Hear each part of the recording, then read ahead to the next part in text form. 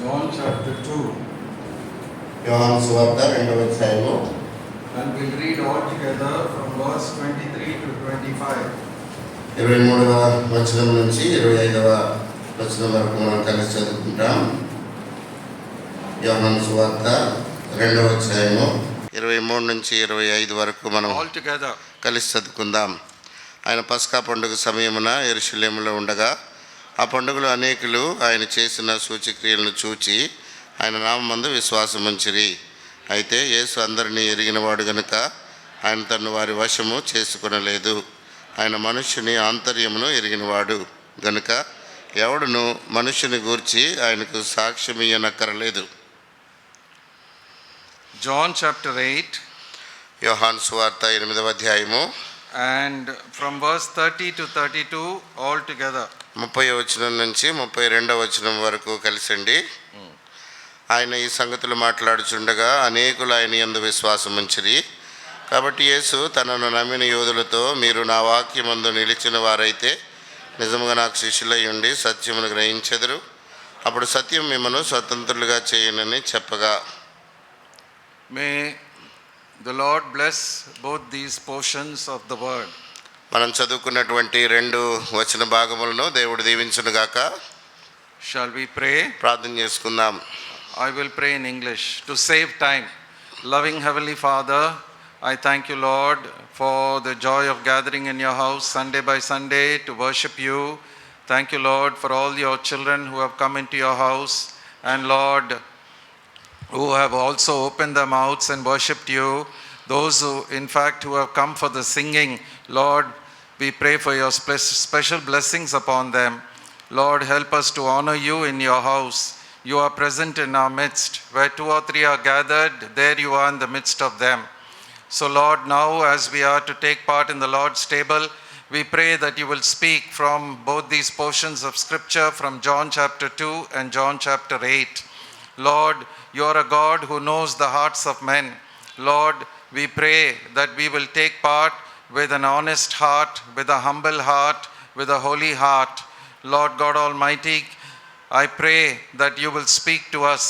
I pray, O Lord, that the word will once again come forth in a very simple and clear fashion, and that thou will grant us both the anointing of the Holy Spirit, Lord, and not only the anointing but also divine utterance.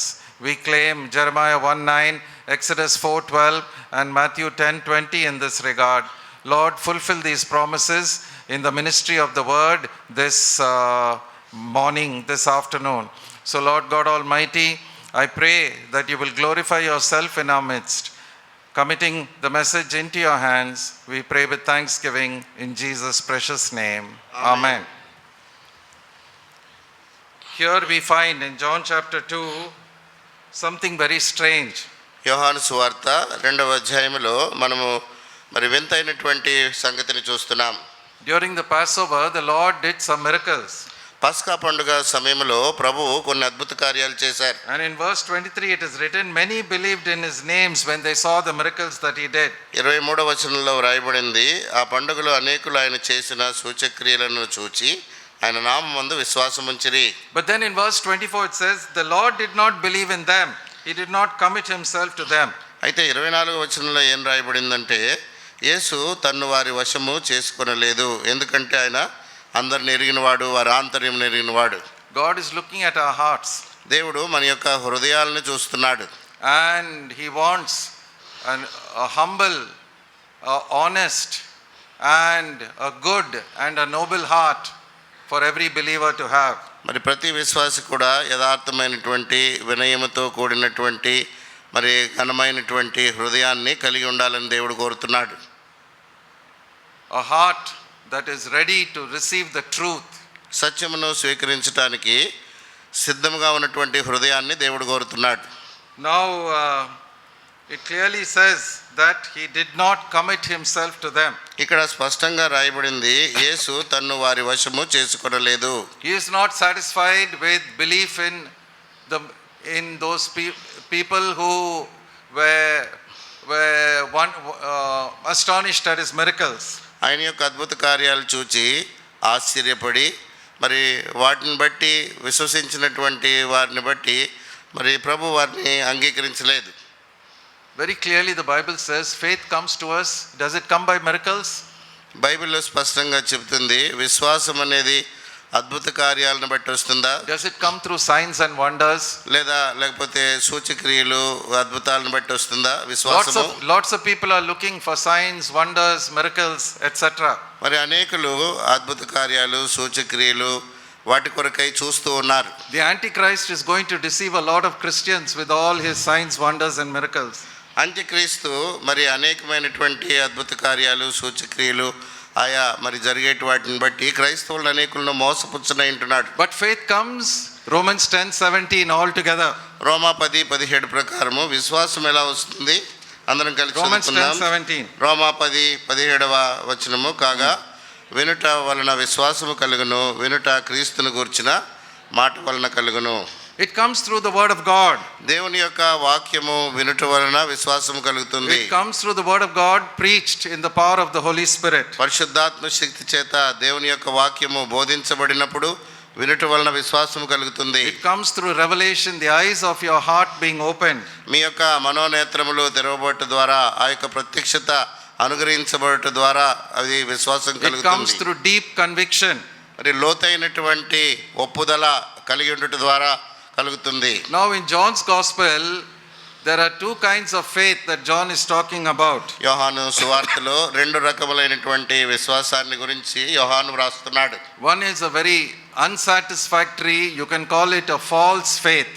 మరి ఒకటేమో అది మరి సత్యము కానటువంటి ఆ యొక్క విశ్వాసము. The other is a true faith. రెండవది నిజమైనటువంటి విశ్వాసము. Now the Bible tells us very clearly what is real faith and what is a shallow faith. మరి బైబిల్ యథార్థమైనటువంటి లోతైనటువంటి విశ్వాసం ఏంటో లేదా పైన ఉన్నటువంటి విశ్వాసం ఏంటో స్పష్టంగా చెప్తుంది. James in his letter James 2:17, somebody read quickly. యాకోబు రాసినటువంటి పత్రిక 2వ అధ్యాయము 17వ వచనము దయచేసి మరి ఎవరన్నా చదవండి. This is a very important word. Faith without works is dead. ఇది ప్రాముఖ్యమైనటువంటి మాట. క్రియలు లేని విశ్వాసము మృతము. If you are not bearing the fruit of the Holy Spirit and if you are not having good works, your faith is dead. పరిశుద్ధాత్మ ఫలములు కనుక లేకపోతే మరి మీ విశ్వాసము క్రియలతో కూడినది కాకపోతే మీ విశ్వాసము మృతమే. మంచి క్రియలు, మంచి క్రియలు లేకపోతే మీ విశ్వాసం మృతమే. In English they call it easy believism. I believe in the Lord, but it's just believing with the mind, not with the heart. Easy believism అంటే ఏదో మనసుతో నేను ప్రభువుని నమ్ముతున్నాను అని అనటమే, అది హృదయపూర్వకమైనది కాదు. So it's a dead faith. కాబట్టి అది మృతమైన విశ్వాసం. Now there are some people who have a faith in something that happened historically. కొంతమంది చరిత్రలో జరిగిన దాన్ని బట్టి దాన్ని ఆధారం చేసుకొని విశ్వసిస్తారు. Now recently we celebrated Good Friday and Easter. మరి ఈ మధ్య కాలంలో మనం గుడ్ ఫ్రైడే ఈస్టర్ జరుపుకున్నాం. And so many Christians have been celebrating the resurrection that took place 2000 years ago. 2000 సంవత్సరాల క్రితము జరిగినటువంటి ప్రభు యొక్క పునరుద్ధానాన్ని ఆధారం చేసుకొని అనేక మంది క్రైస్తవులు మరి దాన్ని జరుపుకున్నారు. But in John's gospel you must experience resurrection and resurrection life and resurrection power in yourself. అయితే యోహాను సువార్తలో వ్రాయబడింది, మీ యొక్క జీవితంలో ఆ యొక్క పునరుద్ధాన జీవాన్ని ఆ యొక్క పునరుద్ధాన శక్తిని అనుభవించే అనుభవముగా కలిగి ఉండాలి. You must say, I know him and the power of his resurrection because I was saved, I was born again one day. ఒక దినాన రక్షణ పొందాను, తిరిగి జన్మించాను గనుక ఆ యొక్క పునరుద్ధాన శక్తి ఏమిటో నేను ఎరుగుదును, నాకు నా అనుభవము అని చెప్పగలగాలి. Once I was spiritually dead, but now I have become alive. I have received resurrection life, eternal life. ఒక దినాన నేను మృతుడినై ఉంటిని, అయితే నేను ఇప్పుడు సజీవునిగా చేయబడ్డాను, నేను పునరుద్ధాన జీవముతో బ్రతికించబడ్డాను. So this kind of faith in something that happened historically is not sufficient. కాబట్టి ఏదో చరిత్రలో జరిగిన దాన్ని ఘట్టాన్ని ఆధారంగా చేసుకొని దానిని నమ్మటము అనేది అది సరిపోదు ఆ విశ్వాసం. Then there is another faith which the Lord condemns in very strong language. మరి మరొక రకమైనటువంటి విశ్వాసం ఉంది, ప్రభువారు ఎంతో తీవ్రమైనటువంటి పదజాలంతో ఖండించారు. Matthew 7:21 to 23 responsively. మత్తయి సువార్త 7వ అధ్యాయము 21 నుంచి 23 మార్చండి. మత్తయి సువార్త 7వ అధ్యాయము 21 నుంచి 23. ప్రభువా ప్రభువా అని నన్ను పిలిచి ప్రతివాడును పరలోక రాజ్యంలో ప్రవేశింపుడు కానీ పరలోకమందున నా తండ్రి చిత్త ప్రకారము చేయువాడే ప్రవేశించును. 22 altogether. ఆ దినమందు 22 కలిసి, ఆ దినమందు అనేకులు నన్ను చూచి ప్రభువా ప్రభువా మేము నీ నామను ప్రవచింపలేదా, నీ నామను దయ్యములను వెలగొట్టలేదా, నీ నామను అనేకమైన అద్భుతములు చేయలేదా అని చెప్పుదురు. అప్పుడు నేను మిమ్మల్ని ఎన్నడూ ఎరుగను, అక్రమం చేయవారులారా నా యుద్ధ నుండి పొండని వారితో చెప్పుదును. Now these people, they did miracles, they cast out devils, they did many wonderful works. Verse 22. 22వ వచనంలో చూడండి, వీరు మరి ఎన్నో అద్భుత కార్యాలు చేశారు, దయ్యాలు వెళ్ళగొట్టారు. And what is the Lord telling them? అయితే ప్రభు వారితో ఏం చెప్తున్నారు? I never knew you. నేను మిమ్మును ఎన్నడూను ఎరగను. You are workers of iniquity. మీరు అక్రమము చేయువారులారా. It is not enough to say that we are doing things in the name of Jesus. You must do the will of God entirely. యేసు ప్రభు నామం పేరట మరి ఆయా పనులు కార్యములు చేయటం కాదు, కానీ దేవుని యొక్క చిత్త ప్రకారము చేసేటువంటి వారముగా ఉండాలి. That is what verse 21 is telling us. 21వ వచనము అదే మనకి సెలవిస్తుంది. With their lips they are saying Jesus is my savior and he is my Lord, but they are not doing the will of God. పెదవులతో యేసు ప్రభువారు నా యొక్క రక్షకుడు, నాకు ప్రభు అని చెప్తున్నా వారు దేవుని చిత్తాన్ని చేసేటువంటి వారుగా లేరు. They have a lot of carnal motives, evil desires inside them. లోపల ఎన్నో మరి చెడు తలంపులు, శరీర సంబంధమైనటువంటి ధోరణి ఉంటుంది. There is a group which is always fighting for power and position. It is happening in our church also. మరి అనేక మంది పేరు ప్రసిద్ధి కొరకు మరి సంఘములో పోట్లాడేటువంటి వారుగా ఉంటారు. ఒక గుంపు ఉంది. It's always a small group which creates lot of trouble because they are not born again in the first place. మరి చిన్న గుంపు అనేక రకమైన సమస్యలను సృష్టించేవారుగా ఉంటారు. ఎందుకంటే మొట్టమొదటిగా అసలు వారు తిరిగి జన్మించిన వారు కాదు. Now the Jews also, they had the Old Testament, they had the letter, but they did not have the spirit. యూదులకు కూడా మరి ధర్మశాస్త్రం ఉంది, అక్షరం ఉంది, కానీ ఆత్మానుసారంగా ఎరిగిన వారు car. And so they were totally blind to whatever Jesus was telling them. అందుకనే యేసుక్రీస్తు ప్రభువారి యొక్క బోధలన్నిటికీ కూడా వారు పూర్తిగా గురుడివారుగా ఉంటూ వచ్చారు. They had the scriptures, but they never understood the scriptures. లేఖనాలు వారి చేతుల్లో ఉన్నాయి, కానీ ఏనాడు కూడా లేఖనాలు వారు గ్రహించలేదు. You can say my father and my grandfather were all great Christians, they were great preachers, but you yourself may be like these Jews. మరి మీరు చెప్పవచ్చు, మా యొక్క తల్లిదండ్రులు కానీ తాత మరి అమ్మవారు కానీ పితరులు వారు గొప్ప క్రైస్తవులని, కానీ మీరు మరి వ్యక్తిగతంగా ఇక్కడ చెప్పబడుతున్నటువంటి వీరి వలె ఉండవచ్చు. Like these Jews who had only the letter, it is only on the surface, you don't have the spirit inside. ఈ యొక్క యూదుల వలె మరి కేవలము అక్షరం ఉంది, మరి వ్రాయబడినటువంటిది ఉంది, కానీ అది అనుభవపూర్వకంగా ఆత్మానుసారంగా లేదు. John's gospel is the only gospel out of the four that stresses the importance of being born in the spirit, having the spirit dwelling in you. మరి యోహాను సువార్త ఒకటే ఎంతో నొక్కి వక్కానించి నీవు ఆత్మానుసారముగా జన్మించాలి, దేవుని యొక్క ఆత్మ నీలో నివసించాలి అని మరి చెప్పినటువంటి సువార్తగా ఉంటుంది. And believing in signs, wonders, miracles does not please the Lord at all, as we have seen from John chapter 2, 23 to 25. యోహాను సువార్త 2వ అధ్యాయము 23వ వచనం నుంచి 25వ వచనం వరకు సూచన ప్రకారము మరి చేయబడినటువంటి సూచక్రియలను బట్టి, అద్భుత క్రియల కార్యాలను బట్టి జరిగిన వాటిని చూచి నమ్మటం అనేది అది విశ్వాసము కానే కాదు. What is important is the word of God. You must be attracted to the word of God. The word of God must touch your heart. కాబట్టి ఏది ప్రాముఖ్యమైనది అని అంటే దేవుని యొక్క వాక్యము, దేవుని వాక్యము మిమ్మల్ని నన్ను ఆకర్షించాలి, మరి వాక్యం యొద్దకు మనం తీసుకురాబడ్డాలి. On the other hand, what is true faith? మరొక మరి వైపు చూచినట్లయితే నిజమైనటువంటి విశ్వాసం ఏమిటి? You see it here in the next chapter, John 3:16. యోహాను సువార్త 3వ అధ్యాయము 16వ వచనంలో తర్వాత అధ్యాయంలో చూస్తున్నాం. We know this verse all together. ఈ వచనం మనకు తెలుసు, కలిసి చదువుకుందాం. యోహాను సువార్త 3:16. All together, for God so loved the world. ఎంతో ప్రేమించును కాగా ఆయన తన ద్వితీయ కుమారునిగా పుట్టిన వాని యందు విశ్వాసముంచు ప్రతి వాడును నశింపక నిత్య జీవమును పొందినట్లు ఆయన అనుగ్రహించెను. There is another familiar verse, Ephesians 2:8. మరొక ప్రాముఖ్యమైనటువంటి మాట ఎఫెసీ 2:8. Let's read that all together. అది కూడా కలిసి చదువుకుందాం. ఎఫెసీ 2:8. మీరు విశ్వాసం ద్వారా కృపచేతనే రక్షించబడి ఉన్నారు, ఇది మీ వలన కలిగినది కాదు, దేవుని వరమే. What is Devani Varamamu? ఏంటి దేవుని వరము? Faith is also a gift of God. విశ్వాసము కూడా దేవుడి యొద్ద నుంచి ఇవ్వబడిన వరమే. It's entirely dependent on the grace of God. ఇది పూర్తిగా కూడా దేవుని యొక్క కృప మీదనే ఆధారపడింది. So this is saving faith, the entrance faith, the door to knowing God. కాబట్టి ఇది రక్షించేటువంటి కృప, దేవుణ్ణి ఎరగటానికి ఆ యొక్క గుమ్మం వంటిది, ద్వారం వంటిది అయినటువంటిది. Saving faith, రక్షించే విశ్వాసం, క్షమించండి, that's the starting point. రక్షించేటువంటి విశ్వాసము అది మొట్టమొదటి పాయింట్ గా ఉంటుంది. It's not the intellectual faith that people have which is only in their mind. మనసులో ఉండేటువంటి ఆ జ్ఞానపూర్వకమైనటువంటిది కాదు. And it is not the faith which we find in Matthew 7:21-23.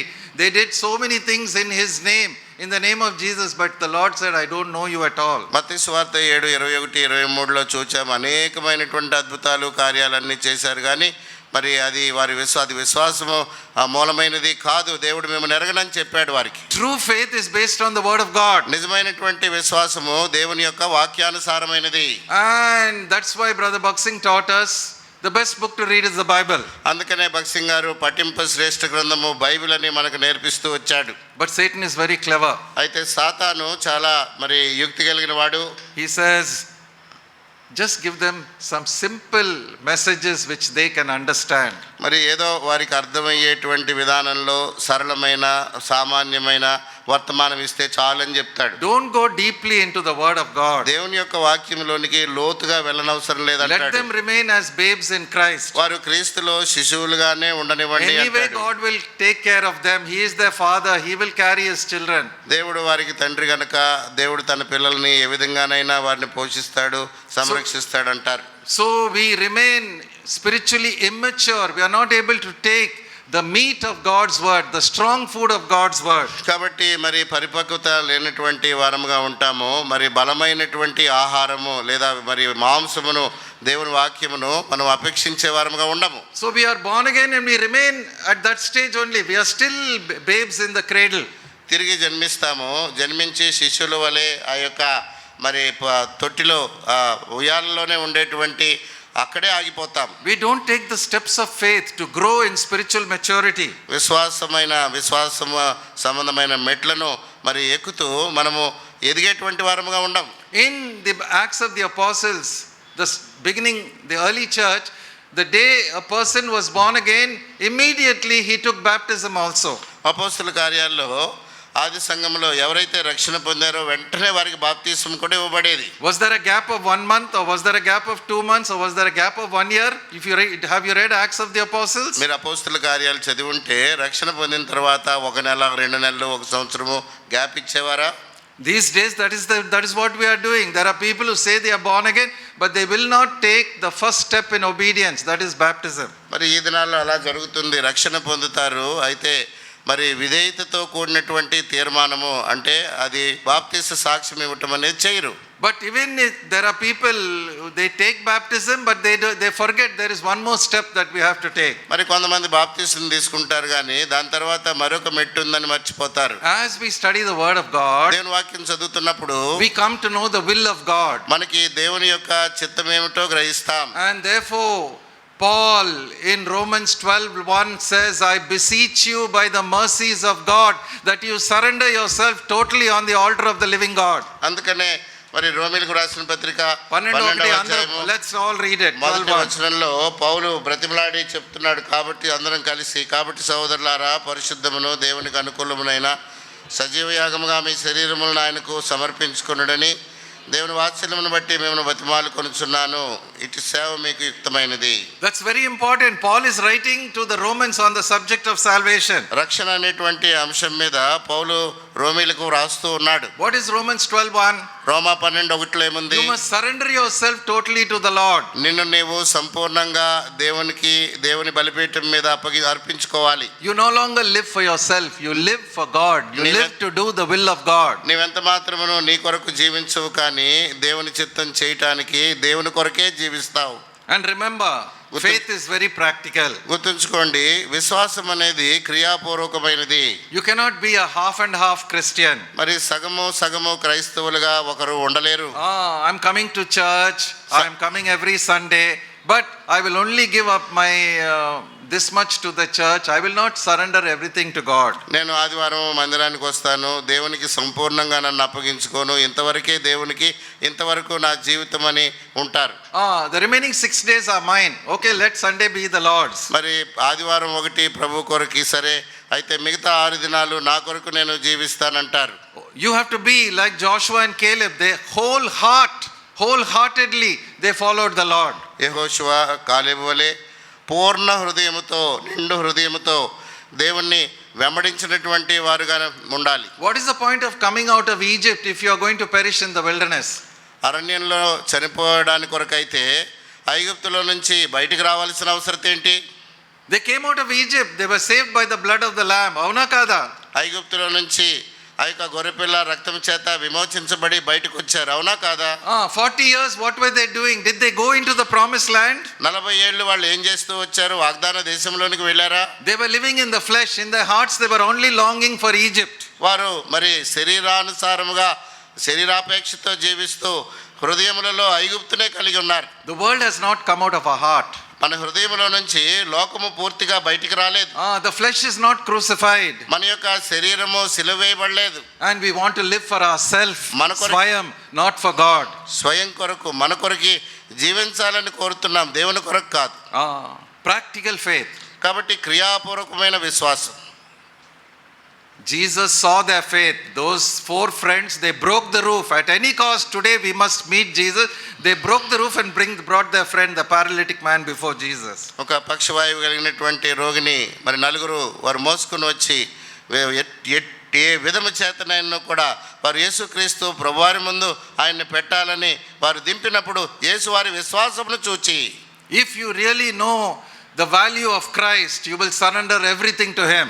నీవు క్రీస్తు యొక్క విలువను నిజంగా ఎరిగినట్లయితే నీవు సంపూర్ణంగా ఆయనకు నిన్ను నీవు అప్పగించుకుంటావు. But we know the value only when we grow old. That is when we cross 60, 70 years. Then only we realize we have wasted too much of our life living for our swayam, living for our shariram, living for the world. అయితే ఈ యొక్క క్రైస్తవ జీవితం యొక్క విలువను లేదా మరి శరీరంతో జీవించి సంవత్సరాలన్నీ కూడా నేను వృధా చేశాను అని ఏ 60 ఏళ్ల వయసులోనో 70 ఏళ్ల వయసులోనో మన కన్నులు తెరవబడుతూ ఉంటాయి. May the Lord open our eyes. దేవుడు మన కన్నులు తెరువును గాక. May he grant revelation. ఆయన మనకు ప్రత్యక్షతను అనుగ్రహించును గాక. May he give us a heart that hungers and thirsts for Christ. క్రీస్తు కొరకై ఆకలి దప్పులు కలిగిన హృదయం ఆయన మనకు అనుగ్రహించును గాక. I'm telling you, we go abroad to America and lots of our believers are only building houses and buying cars. They are not doing God's work. మరి నేను చెప్తున్నాను మీకు, అమెరికా వెళ్ళి చూశాను, అక్కడ అనేక మంది మన విశ్వాసులు వారు మరి బంగ్లాలు కొనుక్కొని కార్లు కొనుక్కొని వాటి కొరకే కానీ దేవుని కొరకు వారు జీవించడం లేదు. This is what this generation has come to. ఈ యొక్క మరి తరము వారు వీటి కొరకే బ్రతుకుతున్నారు. So the Lord is not impressed with these people who say, Lord, we believe in you, we have done so many wonderful miracles. కాబట్టి ప్రభువా నిన్ను నమ్ముతున్నాం, ఎన్నో అద్భుతాలు మీ కొరకు చేశాం అని అటువంటి వారి మీద ప్రభు మరి ఏ విధమైనటువంటి కనికరాన్ని చూపించడం లేదు. తెలుగులో what is that word? 24. తన్ను తాను వారి వశము చేసుకోనలేదు. The same word. They believed in Jesus, but Jesus did not believe in them. In the Greek, the same word is used. మరి గ్రీక్ భాషలో కూడా అదే మాట వ్రాయబడి ఉంది. వారు మరి ప్రభువుని నమ్మారు కానీ ప్రభు వారిని నమ్మలేదు. అంతే. So it is not you saying I know the Lord must know you. మరి నీవు నేను ప్రభువుని ఎరుగుదునని చెప్పటం కాదు, ప్రభు నిన్ను ఎరుగుదును అని ప్రభు చెప్పాలి మీ గురించి. You have to pray, Lord, show me the deceitfulness, the wickedness, the selfishness of my own heart. ప్రభా నా హృదయం యొక్క మరి మోసపూరితమైనటువంటి నా స్వభావాన్ని, మరి నా శరీర స్వభావాన్ని నాకు చూపించు అని ప్రభువుని అడగాలి. No, in John chapter 1, యోహాను సువార్త 1వ there అధ్యాయంలో are 4 disciples whom the Lord calls. They are the early disciples. మరి ఆదిలో 4 శిష్యులను ప్రభు పిలిచాడు. From verse 36 to 51. 36 నుంచి 51 వరకు.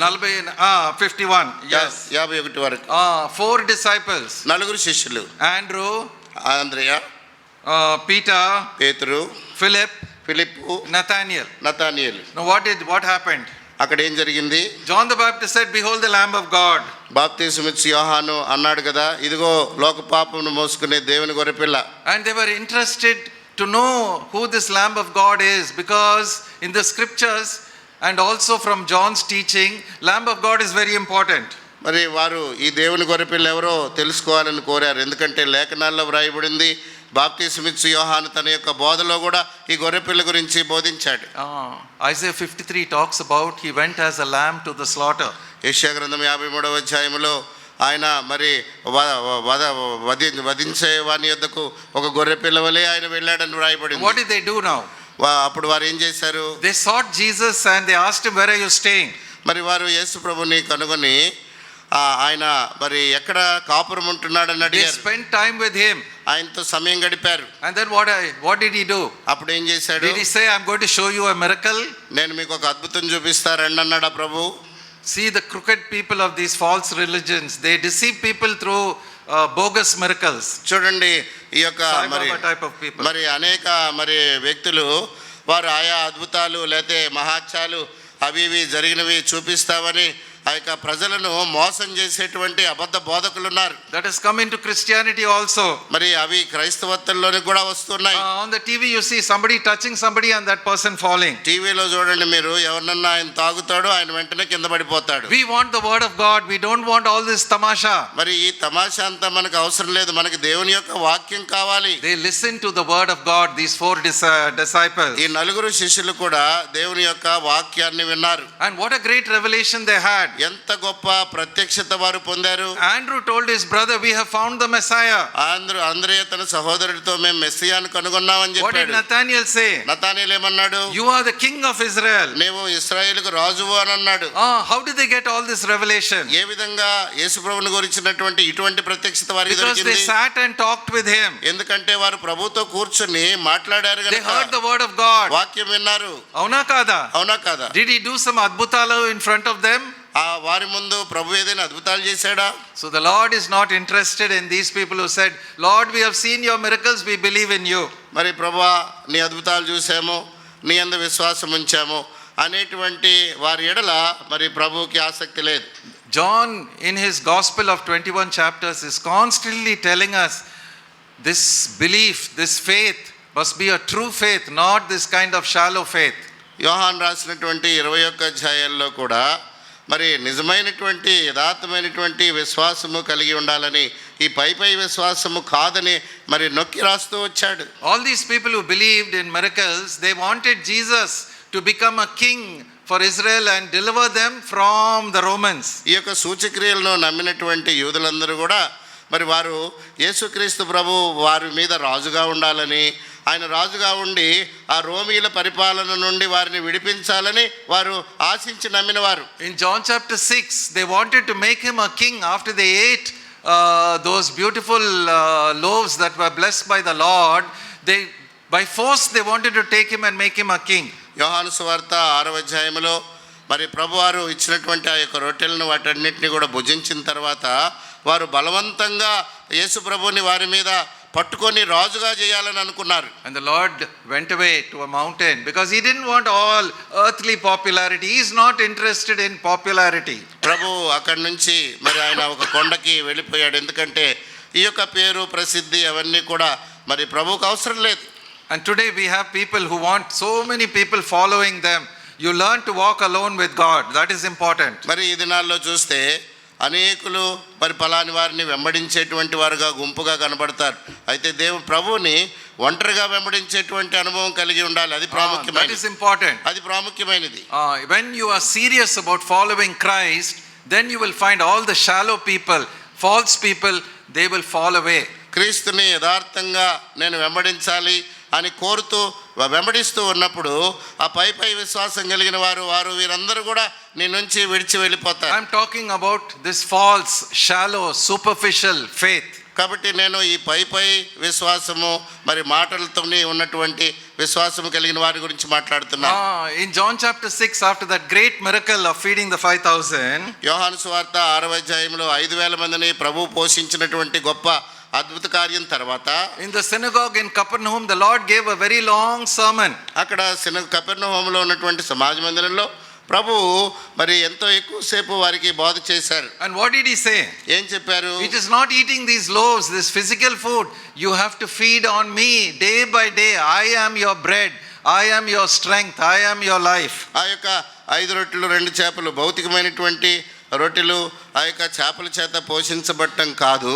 మీరు మరి నన్ను భుజించాలి, లేకపోతే మరి నా రక్తము తాగి మరి నా శరీరం తిని నా వలన మీరు జీవించాలి అని ప్రభు నేనే మరి జీవపు రొట్టెనని ప్రభు చెప్తూ వచ్చారు. 6:53, John 6:53 all together. యోహాను సువార్త 6వ అధ్యాయం 53 కలిసండి. కావున సీట్ల నేను మీరు మనిషి కుమారుని శరీరం తిని ఆయన రక్తం త్రాగితేనే కానీ మీలో మీరు జీవము గలవారు car.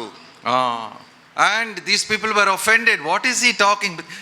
They did not have any spiritual understanding. వారికి ఏ విధమైనటువంటి ఆత్మ సంబంధమైన గ్రహింపు లేక వారు అభ్యంతరపడ్డారు. ఏంటి And what happened in verse 66? 6వ వచనము All together. కలిసి అప్పటి నుండి ఆయన శిష్యులు అనేకులు వెనక్కి తీసి మరి ఎన్నడూను ఆయనను వెంబడింపలేదు. Then the Lord asked his disciples, are you also going to go away like these people who have gone away? అప్పుడు ప్రభు తన శిష్యులను అడిగాడు, మీరు కూడా వెళ్ళిపోవాలని ఉన్నారా? And what does Simon Peter say? సీమోను పేతురు ఏమని జవాబు Verse ఇచ్చాడు? 68 all together. John 6:68. యోహాను సువార్త 6:68 అందరం కలిసి సీమోను పేతురు, ప్రభువా ఎవని యొద్దకు వెళుదుము? నీవే నిత్య జీవపు మాటలు గలవాడవు. Can you say that this book contains the words of eternal life? మీరు చెప్పగలరా ఈ యొక్క పుస్తకము నిత్య జీవపు మాటలు కలిగింది పుస్తకమని? This written word tells us about the living word, the Lord Jesus Christ. వ్రాయబడినటువంటి ఈ యొక్క వాక్యము మరి సజీవుడైన వాక్యమైనటువంటి యేసుక్రీస్తు ప్రభువే. How many of you are getting up in the morning and reading this word? Raise your hands. మరి ఎంతమంది ఉదయకాలాన్నే లేచి Raise దేవుని it వాక్యం nice and high. చదువుతారు? Let me have a good మరి look. మీ యొక్క చేయి చూపించండి. So you see there is a remnant still in this church. That is why the church is alive. మరి ఇంకా శేషము ఉన్నారు, అందుకనే సంఘము సజీవంగా ఉంది. I tell you, never ever neglect your early morning quiet time. మరి నేను మీకు మరి నొక్కి చెప్తున్నాను, ఎప్పుడు కూడా ఏనాడు కూడా ఉదయకాలపు మౌన ధ్యానాన్ని వదిలిపెట్టకూడదు. If you can read the Bible during many times of the day, but early morning the Lord has a special message for you. దినమంతట్లో కూడా బైబిల్ గ్రంథాన్ని చదవచ్చు, ధ్యానించవచ్చు, కానీ ప్రతి ఉదయకాలాన మన కొరకై దేవుడు ప్రత్యేకమైనటువంటి వర్తమానాన్ని ఆయన ఉంచుతాడు. And then you will get eternal life, living powerful word and truth and revelation.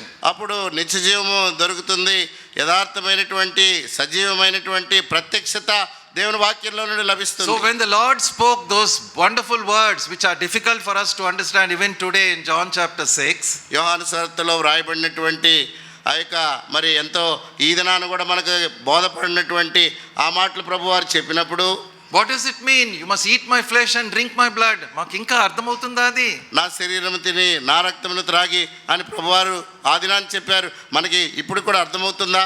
Philippians 1:21, what does Paul say? Philippi 1:21లో పౌలు ఏమంటున్నాడు? All together, this must be your testimony. ఇది మరి మీ యొక్క సాక్ష్యముగా ఉండాలి. ఫిలిప్పీ 1:21 కలిసి చదువుకుంటాం. నా మట్టుకైతే బ్రతుకుట క్రీస్తే, చావైతే లాభము. నా మట్టుకే బ్రతుకే క్రీస్తే. Christ is my life. మరి క్రీస్తే నాకు జీవము, నా బ్రతుకు. Not the things of the world. ఈ లోకములో ఉన్నవి కాదు. So throw out your television.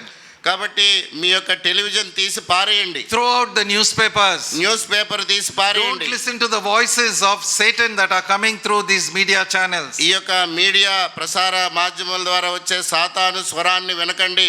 Everything is satanic.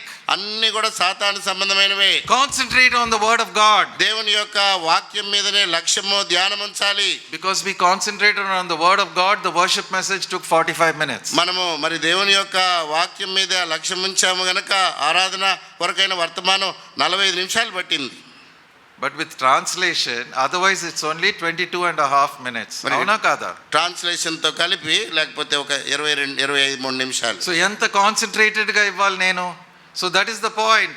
More you study the word, the more truth you have to reveal, you are able to reveal. మనం ఎంత దేవుని వాక్యం చదివితే అంత సత్యాన్ని మనం బయలుపరిచే వారముగా ఉంటాం. How do you overcome Satan? ఏ విధంగా సాతానును జయిస్తాం? The Lord Jesus overcame Satan because he had the word saturated in his heart. యేసుక్రీస్తు ప్రభువారు తనలో దేవుని యొక్క వాక్యము జీర్ణించుకొని ఉన్నది గనుక సాతానును జయించాడు. 3 arrows from the book of Deuteronomy and Satan was running away. ద్వితీయోపదేశ కాండంలో నుంచి తీసినటువంటి 3 బాణాలు వేయంగానే సాతాను పారిపోయాడు. You young men, you have overcome the evil one because you are strong in the word. That's what John says in his first letter. యోహాను సువార్త 1వ అధ్యాయములో దేవుని వాక్యము మీ యందు నిలుచున్నది గనుక యవనస్తులారా మీరు బలవంతులు అంటున్నాడు. So the Lord is not interested in people believing in him because of signs and wonders. కాబట్టి సూచక్రియలు మరి మహత్కార్యాలు జరుగుట ద్వారా ప్రభువునందు విశ్వాసం ఉంచుట అనేది ప్రభు కోరటం లేదు. Now let's turn to John chapter 8. రండి యోహాను సువార్త 8వ అధ్యాయము verse 30 to 32. 30 నుంచి 32వ వచనం. John 8 యోహాను సువార్త 8వ అధ్యాయము 30 to 32. 30వ వచనం In నుంచి verse 30 what is written? 30వ వచనంలో ఏం రాయబడింది? He's speaking the words. He's not doing any miracles. He's speaking the words. Many believed in him. ఆయన ఈ సంగతులు మాట్లాడుచుండగా ఆయన మరి మాట్లాడుతూ ఉన్నాడు, అనేకులు ఆయన యందు విశ్వాసం But then ఉంచారు. the Lord gave a word of caution. అప్పుడు ఒక హెచ్చరిక మాట ప్రభు చెప్పారు. You must continue in my word. మీరు నా వాక్యమందు నిలిచిన వారుగా ఉండాలి. Abide in my word. నా Remain in వాక్యమందు- my word. Continue in my word. నా వాక్యమందు నిలిచి ఉండిన వారు, నా వాక్యమందు నిలిచి ఉండి కొనసాగువారు. That means you must know the word from Genesis to Revelation. అంటే ఆది కాండం నుంచి ప్రకటన గ్రంథం వరకు దేవుని వాక్యమును ఎరిగిన వారుగా ఉండాలి. And if you are taking any Bible study on any book, you must read that book at least 40 to 50 times. ఏదైనా మరి బైబిల్ స్టడీకి ఒక పుస్తకాన్ని కనుక తీసుకున్నప్పుడు కనీసం 40-50 పర్యాయాలు ఆ పుస్తకం అది చదవాలి. Not just reading somebody who has written about that book and bringing that and giving it second hand. మరి ఎవరో ఆ పుస్తకాన్ని గురించినటువంటి వ్యాఖ్యానాన్ని రాసినప్పుడు అది చదివి వచ్చి మరి ఆ సమాచారం అందించడం కాదు. You want life, that means you must spend time, study to study the word of God so as to be approved by the Lord. జీవము కావాలి అని అంటే మరి ప్రభు చేత మరి ఆ యొక్క యోగ్యుడైనటువంటి పనివానిగా మరి తీర్చబడాలంటే దేవుని వాక్యం చదవాలి. And then you will know the truth. Verse 32 all together. అప్పుడు 32వ వచనం మనం కలిసి చదువుకుందాం. అప్పుడు సత్యము మిమ్మను స్వతంత్రులుగా చేయును. అంటే ఏంటి? What does it mean? దాని అర్థం ఏంటి? Today there are still people who have certain bondages and prejudices in their heart. ఇంకా మరి ప్రజలు తమ యొక్క హృదయములలో కొన్ని కట్టుబాట్లు, కొన్నిటికి ఇంకా బానిసలుగా ఉంటున్నారు. Caste. కులము. అవునా కాదా? అవునా కాదండి? Dowry. ఈ యొక్క మరి కట్నం. And then what else? ఇంకా there are so many other things. అనేకమైనటువంటి కట్టుబాట్లు, customs, traditions. ఆచారాలు, పద్ధతులు. A friend of mine died 1 year ago. నా స్నేహితుడు ఒకరు 1 సంవత్సరం క్రితం చనిపోయారు. I used to talk to him regularly. నేను మరి ఎప్పుడు ఆ స్నేహితునితో ముచ్చటిస్తూ ఉండేవాడిని. Exactly 1 year after 1 year. సరిగ్గా 1 సంవత్సరం తర్వాత they said there is some Thanksgiving, you must come and give the word for the Thanksgiving. వారు మరి After his death, exactly one year after his death. ఆయన చనిపోయి కరెక్ట్గా ఒక సంవత్సరం రోజున మరి మీరు కృతజ్ఞత కూడిక పెట్టుకుంటున్నారు, మీరు వచ్చి వాక్యం చెప్పాలని అడిగారు. How is it a Thanksgiving? అది ఎలా కృతజ్ఞత కూడిక అవుతుంది? It's a memorial for the dead. అది మరి చనిపోయిన వారి జ్ఞాపకార్థ కూడిక. We have lost everything, our vision of what is the truth. We call that a Thanksgiving. You're trying to remember the dead person. మరి మనమేమో కృతజ్ఞత కూడికని అక్కడ జ్ఞాపకం చేసుకునేది ఏంటంటే మృతులైనటువంటి చనిపోయినటువంటి వారి గురించి మాట్లాడుతూ జ్ఞాపకం చేసుకుంటాం. And to praise him. వారిని మరి గణపరుస్తూ మాట్లాడతాం. We have to think about God. మనం దేవుని గురించి ఆలోచించాలి. We are not supposed to have memorials for the dead. మనము మృతులైనటువంటి వారికి జ్ఞాపకార్థ కూడికలు పెట్టకూడదు. It is not like people going to the cemetery and putting flowers at the grave. Mana thanksgivings and memorials are like that only, going and putting flowers on the grave. మరి ఆ యొక్క సమాధి దగ్గరికి వెళ్ళి అక్కడ పూలు చల్లటము అటువంటి కృతజ్ఞత మనం కలిగి ఉంటాం. కొంతమంది చేస్తారు, కొంతమంది చేస్తారు అలా. But we call it Thanksgiving meeting. అయితే మనం దానికి పేరు కృతజ్ఞతా కూడిక అని అంటాం. So only we have to grow spiritually. మనము ఆత్మీయముగా ఎదగాలి. And that comes from studying the word of God. అది దేవుని యొక్క వాక్యాన్ని చదువుట ద్వారా వస్తుంది. You will find when Paul went to so many places preaching the word of God, దేవుని వాక్యాన్ని బోధిస్తూ పౌలు అనేక ప్రాంతాలకు వెళ్ళినప్పుడు he went to a place called Antioch in Pisidia. ఆయన పిసిదియాలో ఉన్నటువంటి అంతియోకయకు వెళ్ళాడు. He went to Iconium. ఈకోనియాకు వెళ్ళాడు. He went to Lystra. లుస్త్రాకు వెళ్ళాడు. You know what happened in Lystra? లుస్త్రాలో ఏం జరిగిందో తెలుసండి? When they healed that lame man, అక్కడ మరి ఆ యొక్క వాడిని స్వస్థపరిచినప్పుడు what did they do? They came and worshipped and said, Paul and Barnabas, you are gods who have come from heaven. మరి వారు పౌలు బర్నబాలను మీరు పరలోకం నుంచి వచ్చినటువంటి వారిని పూజారులని వారిని ఆరాధించడం మొదలు పెట్టారు. They lifted them up to the sky. వారిని ఆకాశానికి ఎత్తేశారు. And after some time, అయితే కొంతసేపు అయినాక when they got a చెడ్డ ప్రచారం from the Jews, యూదుల నుంచి దుష్ప్రచారము వచ్చింది, వారు విన్నారు. what did they do to Paul? అప్పుడు పౌలుని ఏం చేశారు? They stoned him. రాళ్లతో కొట్టారు. So don't care for popularity, be very careful. అబ్బా ఇంతమంది, so many people are praising me. కాబట్టి ఈ యొక్క ప్రసిద్ధి లేకపోతే ప్రజలు పొగడటం అనేది కోరుకోవద్దు. ఇంతమంది నన్ను ప్రశంసిస్తున్నారు అనే దాన్ని లక్ష్యం ఉంచకూడదు. Lord, you search my heart. ప్రభువా, నా హృదయం పరిశోధించుము. I may be the biggest fraud, I may be the most self-deceived person. I don't know what my heart is like. నా యొక్క హృదయం ఏంటో నాకు తెలియదు. ఎంతో మోసపూరితమైనటువంటి హృదయం కలిగిన వాడిని, మరి ఆ మోసపూరితమైనటువంటి నైజం కలిగినటువంటి వాడిని నన్ను పరిశోధించు ప్రభువా. Wherever Paul went, initially there was a big reaction. Lot of people were saying, Abba, this is the wonderful gospel. మరి పౌలు ఎక్కడికి వెళ్ళినా కానీ మొదటి ప్రతిస్పందన, అబ్బా ఎంత అద్భుతంగా పౌలు బోధిస్తున్నాడు అని వినేవారు. But when the Jews came and said, no, these people are dangerous people. ఎప్పుడైతే యూదులు మధ్యలో వచ్చి కలగజేసుకొని ఈ బోధించే వీరు మరి వారు ప్రమాదకరమైనటువంటి వారిని యూదుల మధ్యలో కలగజేసుకోగానే, those who were praising Paul and praising Barnabas turned against them. ఎప్పుడైతే మరి పౌలుని బర్నబాని ప్రశంసించారో ఆ గుంపు వారే ఇప్పుడు వ్యతిరేకంగా వారి మీదకి లేచారు. That's how it is. God knows our heart. ఆ రీతిగానే జరుగుతూ ఉంటుంది. దేవుడు మన హృదయాలను ఎరిగినవాడు. Everywhere only a small remnant stood for the Lord. ఎక్కడైనా కూడా కొద్ది శేషం మాత్రమే ప్రభు కొరకు నిలబడతారు. And that's why today we saw people raising their hands saying, yes, we are doing our quiet time every morning. That is the remnant. అందుకనే మరి కొంతమంది చేతులెత్తి ప్రతి ఉదయకాలం మౌన ధ్యానం మేము కలిగి ఉన్నామని చెయ్యెత్తారు. దేవుని కొరకు ఎప్పుడు ఒక శేషం ఉంటుంది. If you honor the word of God, you are honoring God. దేవుని వాక్యాన్ని మనం గణపరిస్తే మనం దేవుణ్ణి గణపరుస్తున్నాం. You know, I'm going to close. In the parable of the sower, విత్తువాని ఉపవానంలో the Lord said, some seed fell on rocky soil. ప్రభు చెప్పారు కదా, కొన్ని విత్తనాలు రాతి నేలలో పడ్డాయి. అంటే on top there is matti, underneath there is a big rock. అంటే కింద మట్టి ఉంది, దాని మీద పెద్ద రాయి ఉంది. పైన మట్టి ఉంది, కింద పెద్ద రాయి ఉంది. In places like Rayalaseema, you will find big sheet rock, on top you will find matti. రాయలసీమలో మరి పెద్ద పెద్ద రాళ్ళు ఉంటాయి, దాని మీద కొంచెం మట్టి ఉంటుంది. When you throw a seed, it will come up quickly. మరి విత్తనం విత్తినప్పుడు త్వరగా మొలకెత్తుతుంది. But underneath there is rock, flat sheet rock. అయితే ఆ మట్టి కింద పెద్ద రాయి ఉంటుంది. And so it cannot go down. కాబట్టి లోపలికి ఆ యొక్క వేరు వెళ్ళలేదు. So these మూఢ నమ్మకాలు, these superstitions, this dowry business, this caste business and this groupism, all that is there, it won't go. మరి ఈ యొక్క మూఢనమ్మకాలు, ఆచారాలు, పద్ధతులు లేదా మరి యొక్క గ్రూపిజం ఇవన్నీ కూడా లోపలికి వెళ్ళేవి కాదు. They will remain there. The word cannot penetrate down. మరి అవి ఉన్నట్లయితే దేవుని యొక్క వాక్యము లోపలికి మరి వెళ్ళదు.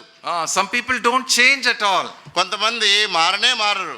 Then there is another group where the seed fell among thorns. మరి మరొక గుంపు ఆ యొక్క ముళ్ళ పొదలో పడినటువంటి విత్తనాలు. That means the thorny seed is also there. There is very nakli seed is also in their heart. అంటే వారి యొక్క హృదయంలో నకిలీ విత్తనాలు కూడా ఉన్నాయి. The fleshly desires are there in the heart. వారి యొక్క హృదయంలో ఐక్య విచారం, శరీర సంబంధమైనటువంటి కోరికలు ఉన్నాయి. Oh, I must eat, drink and enjoy this world. And I'll also believe in God. Both I must do. దేవుని నమ్ముతాను, ఈ యొక్క లోకములో నేను తినాలి, త్రాగాలి, సుఖించాలి, ఆ రెండు ఉంటాయి ఆ హృదయంలో. You know, at the cross only 4 women stood with Jesus at the cross. Everybody else ran away. Calvary శిలువ దగ్గర యేసుక్రీస్తు ప్రభువు వేలాడుతున్నప్పుడు 4 స్త్రీలు మాత్రమే అక్కడ నిలబడి ఉన్నారు. అందరూ కూడా ఆయన విడిచి వెళ్ళిపోయారు. You know who they are? వారెవరో మీకు తెలుసండి? Mary the mother of Jesus, యేసుక్రీస్తు ప్రభు తల్లి అయిన Mariya, Salome the mother of John and James, మరి యాకోబు యోహాను తల్లి అయినటువంటి Salomi, Mary the wife of Clopas, మరి క్లియోపాస్ భార్య అయిన Mariya, and then Mary Magdalene. మగ్దలేన Mariya. All women. వారు 4 స్త్రీలే. What happened to the men? పురుషులేరి? What happened to Clopas? He's gone, he's run away, but his wife is standing there. క్లియోపాస్ ఎక్కడికి పోయాడు? ఆయన పరిగెత్తుకొని ఇంకొక మార్గంలో వెళ్తున్నాడు. అయితే ఆయన భార్య సిలువ దగ్గరే ఉంది. Many people don't want to bear the shame and the suffering of the cross. అనేక మందికి సిలువ యొక్క అవమానము, ఆ యొక్క సిలువ యొక్క నింద, శ్రమ మోయటం ఇష్టం ఉండదు. So the Lord knows the hearts of people. So he says there is rocky soil, there is thorny soil in your heart. కాబట్టి ప్రభువుకి మన యొక్క హృదయాలు తెలుసు. రాతి నేల వంటి హృదయాలు, ముండ్ల పొద వంటి హృదయాలు. But why did he choose Andrew, Peter, Philip and Nathaniel? అయితే ఎందుకు ప్రభు ఆంద్రేయును, ఫిలిప్పును, నతానియేలును వీరిని ఎన్నుకున్నాడు? Luke chapter 8 verse 15. We are closing with this. లూకాసు వార్త 8వ అధ్యాయము 15వ వచనము All together. కలిసి చదువుకుందాం. లూకాసు వార్త 8వ అధ్యాయము 15వ వచనము. మంచి నేల నుండి విత్తనమును పోలిన వారెవరనగా యోగ్యమైన మంచి మనసుతో వాక్యము విని దానిని అవలంబించి ఓపికతో ఫలించువారు. ఓపికతో అవలంబించి, faith and patience, these are all very important. ఓపికతో అవలంబించి మరి విశ్వాసము, సహనముతో ఉండేటువంటి వారు, ఇవన్నీ ప్రాముఖ్యమైనవి. With a good heart, noble heart, open heart, they were good hearted people. ఈ మంచి హృదయము, సహృదయము కలిగినటువంటి ఆ యొక్క మరి ఆ తెరవబడినటువంటి హృదయము, స్వీకరించే ఘనమైనటువంటి హృదయం కలిగిన వారు. They were all from the backward region of Galilee. They were not educated people. వారందరూ కూడా గలిలీలో ఆ యొక్క వెనక ప్రాంతం వారు, అంత చదువుకున్న వారు కాదు. His disciples came from there. Only one man came from Judea, that is from civilized area. మరి ఆయన శిష్యులందరూ కూడా ఆ ప్రాంతం, వెనకబడిన ప్రాంతం నుంచి వచ్చిన వారే. ఒక్కరు మాత్రమే ఈ యొక్క మరి పట్టణ ప్రాంతం నుంచి వచ్చిన వారు. From Judea. యోదయ. ఎవరు తెలుసా? The educated man, the clever man, the man who was looking after the finances. Who was that? Judas Iscariot. యోధా ఇస్కరియోతు. The Lord had 500 disciples there waiting for him in Galilee. He wanted to go to Galilee. He told Peter and the others, you go to Galilee, I will meet you there. గలిలీకి వెళ్ళమని పేతురు ఇతరులకు చెప్పాడు. అక్కడ ప్రభువుకి 500 మంది శిష్యులు ఆయన కొరకై వేచి ఉన్నారు. So what I'm trying to say is, మరి మీకు చెప్పే ప్రయత్నం ఏంటంటే, the Lord knows the condition of the heart. మన యొక్క హృదయం యొక్క స్థితి ప్రభు ఎరుగును. He knew what is in the heart of Simon Peter, Andrew, Philip and Nathaniel. సీమోను పేతురు, ఆండ్రూ, ఫిలిప్పు, నతానియేలు వారి హృదయములో ఏముందో ప్రభు ఎరుగును. When he saw Nathaniel, he said, here is a true Israelite. In him there is no crookedness. మరి నతానియేలు చూచినప్పుడు ప్రభు అన్నాడు కదా, ఇతడు నిజమైనటువంటి ఇశ్రాయేలీయుడు, ఇతనిలో కపటం లేదని చెప్పాడు. When we come to the Lord, మనం ప్రభు యొద్దకు వచ్చినప్పుడు we must come with all humility. ఎంతో తగ్గించుకొని వినయముతో ప్రభు యొద్దకు రావాలి. Lord, I am just a babe in Christ. I have not grown. I don't know much about your word. ప్రభువా, నేను ఇంకా శిశువుగానే ఉన్నాను, మీ యొక్క వాక్యము గురించి ఇంకా తెలియదు, నేను ఎదగటం లేదు. And I don't want also, because my level is that I want to remain as a child. మరి నేను ఇంకా ఎదగను, నా స్థాయి ఇంతే, నేను శిశువుగానే ఉండిపోతాను. And that's why when somebody comes, I'm ready to run after him. అందుకనే ఎవరైనా వచ్చి ఆకర్షిస్తే వాళ్ళ వెనక పరిగెత్తుకొని పోతాను. The word of God is so deep. Unless you study and you are rooted and planted in the word, you cannot withstand the tricks of the devil. దేవుని యొక్క వాక్యము ఎంతో లోతైనది. ఈ వాక్యములో వేరుపారి స్థిరపడకపోతే సాతాను యొక్క కుయుక్తులు పన్నాగములు తట్టుకొని నిలవలేరు. So many people have come for full-time service today. They are seeking for power and position and so many other things, and our church is divided into so many groups. అనేకులు పూర్తి కాలము దేవుణ్ణి సేవించడానికి సమర్పించుకొని వచ్చినటువంటి వారు కూడా ఆ యొక్క పేరు ప్రఖ్యాతులు ప్రసిద్ధి వాటి కొరకు వెతుకుతూ ఉండటం వలన మరి సంఘంలో విభజనలకు కారణమవుతుంది. Let us be faithful to the Lord. కాబట్టి ప్రభువునకు మనం నమ్మకంగా ఉండాలి. True faith means being absolutely faithful to the word of God. నిజమైనటువంటి విశ్వాసం ఏంటి అని అంటే సంపూర్ణంగా దేవుని వాక్యానుసారమైనటువంటి విశ్వాసం. May the Lord bless this word. దేవుడు తన వాక్యమును దీవించును గాక. మోకరిస్తామండి, ప్రార్థనలో ఉంటాం. ప్రభు యొక్క బలలో పాలు పొందేటువంటి సమయం ఇది. దయచేసి ఎవరు కూడా కళ్ళు తెరిచి చూడవద్దు, అటు ఇటు లేచిపోవద్దు. చిన్నపిల్లలు ఉంటే మీ స్వాధీనంలో ఉంచుకోవాలని మనవి.